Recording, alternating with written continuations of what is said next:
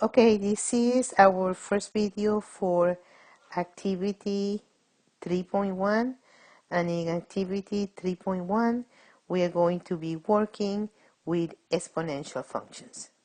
So let's start by defining what is an exponential function. So an exponential function is a function that has or is written in the form a times b to the x, where b is a positive number that is not equals to 1. Okay? Okay, so what does that mean? How can I recognize this format? Let's get some examples of exponential functions. Okay, so let's take the example of 3 to the x. Yes?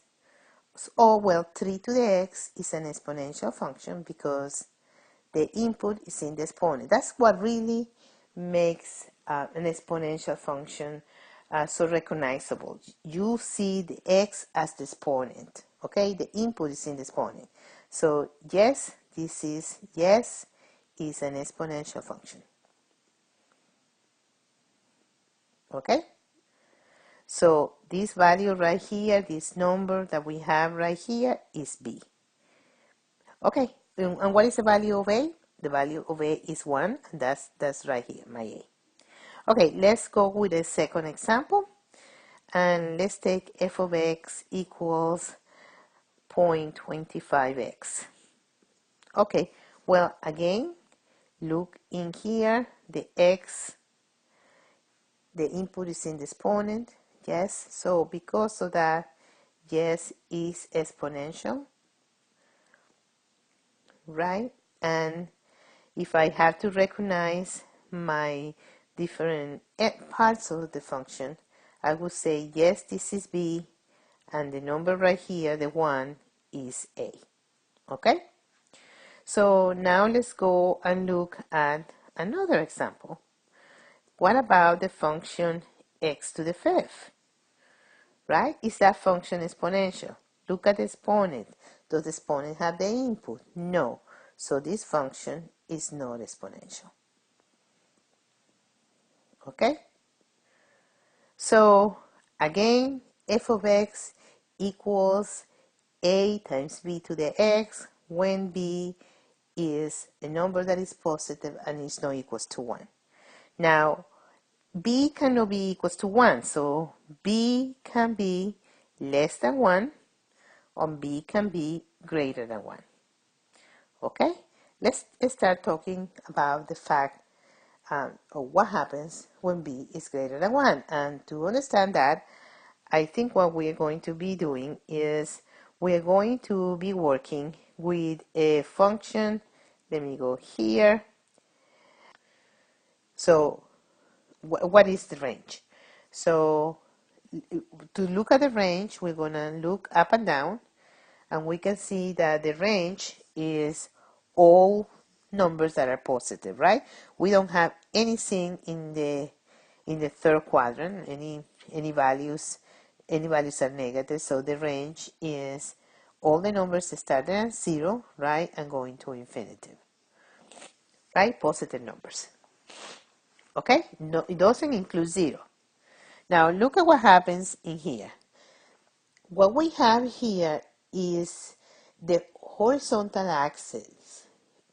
Okay, as this function gets has the input getting farther and farther from the origin. Okay, as the input gets farther and farther from the origin, the graph of this function seems to be getting closer and closer to the x-axis. Okay, so that means that the x-axis is what we call a horizontal asymptote. Okay, so when we have that kind of behavior in a function, we have a horizontal asymptote. Okay, so the range of this function is 0, infinity, and we have a horizontal asymptote,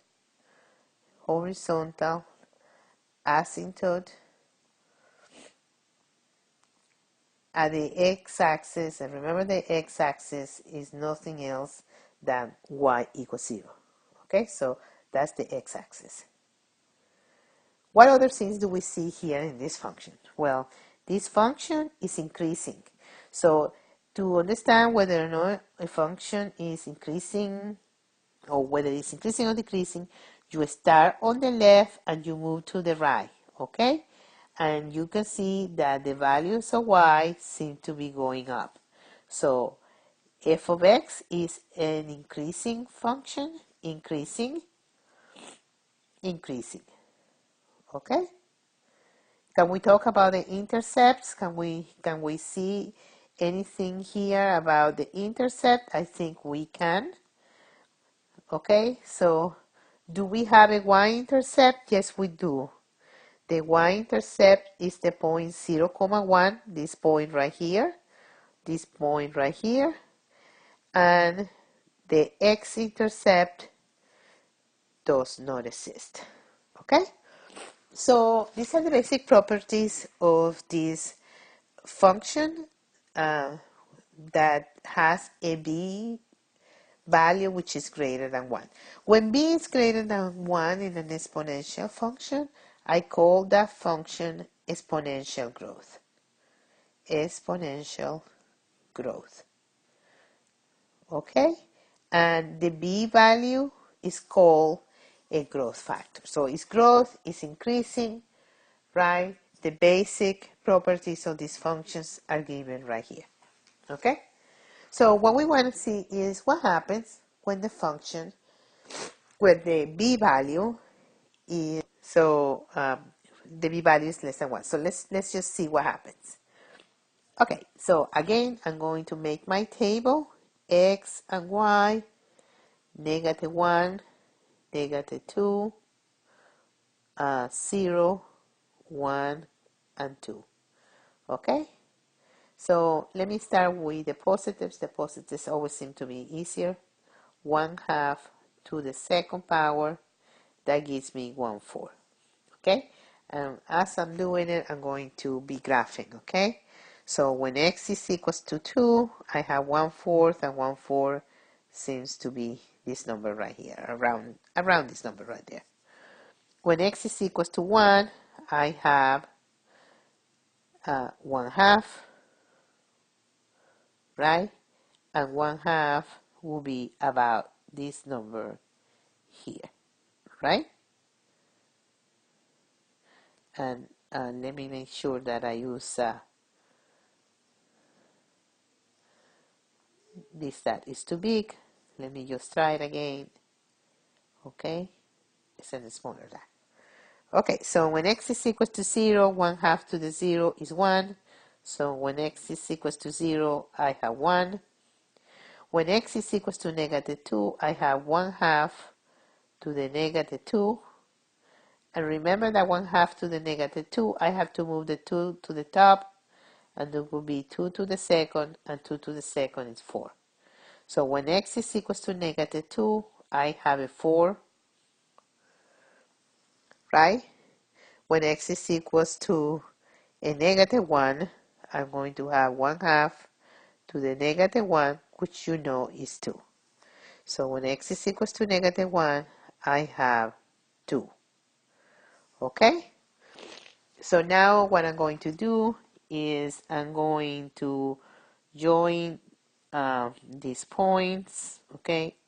Let's see if I can do a good job, right?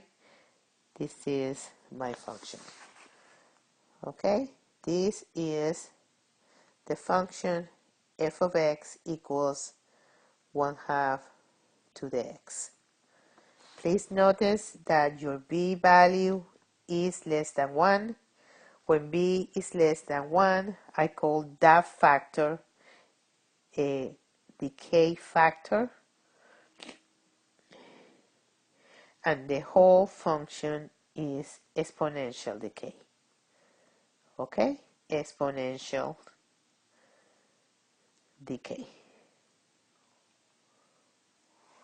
Okay, let's see the properties of this function. Okay? The first property is the domain is all real numbers, all real numbers. The range, you see the range, you see the numbers are just at the top. So the range is all the numbers starting at 0 and going to infinity, right? In other words, all positive numbers, right? We don't intercept, there is no intercept in the x-axis, right? Because the x-axis is a horizontal asymptote. Horizontal asymptote is the x-axis, otherwise y equals 0. Remember that it's a horizontal asymptote because as the values of x increase, the values of y seem to be getting closer and closer to y equals 0, but they don't intercept y equals 0. Okay? Another thing that we see is this function is decay and is decreasing. Okay?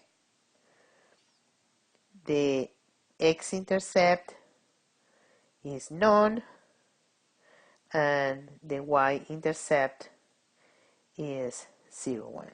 This is the y-intercept. Okay? Now, if you look at the properties of exponential growth, you will see also you have a y-intercept of 1 and a horizontal asymptote of the x-axis. When we have decay, again, we have no x-intercept and the same horizontal asymptote. Okay, again, this is called exponential decay. The number is less than 1 is called a decay factor. Okay, so if we go and look, let me review and recap for you. Exponential functions can be written on the form ab to the x. B is a number that has to be positive and cannot be 1. This number right here is called the factor, the exponential factor, right? And this function is the changes, the graph changes depend on the value of b. If b is greater than 1, the function is increasing and b is called exponential growth. Okay? An example is f of x equals 2 to the x. If b is less than 1, the function is decreasing and f is called exponential decay. Exponential decay, and an example of this is f of x equals 1/2 to the x. Okay, exponential growth and exponential decay. Okay, so let's go to page 200 of your book, and we're going to do just a few problems. Problem number 9. Okay, we have several functions. Function A is y equals 1.08 to the x. Function B, okay, is h of x equals 0.8 to the x. C is y equals 8x. And D is g of x equals 10 to the x. Okay, so they're asking me what is the growth factor. What is the growth factor for the function? Okay, so let's just check here. The growth factor of this function here is 1.08, right? This function right here, b is equals to 1.08. In this function right here, do we have a growth factor? No, we don't have a growth factor in h of x. because this number right here, p equals 0.8, is a decay factor. Why? Because it's less than 1. Yes, y equals 8x in C. This is not an exponential function. Okay, and in D, the growth factor is 10. It's the base of my exponential expression. Okay, so let's recap. Exponential functions are functions that have a graph that are not represented by lines.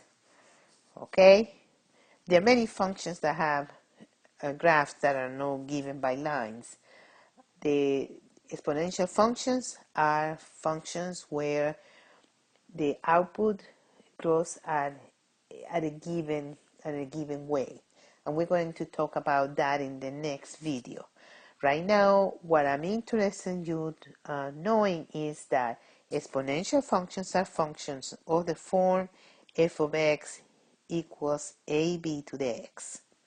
Okay, you're ready to do the second video, and this is the end of the first part of activity 3.1.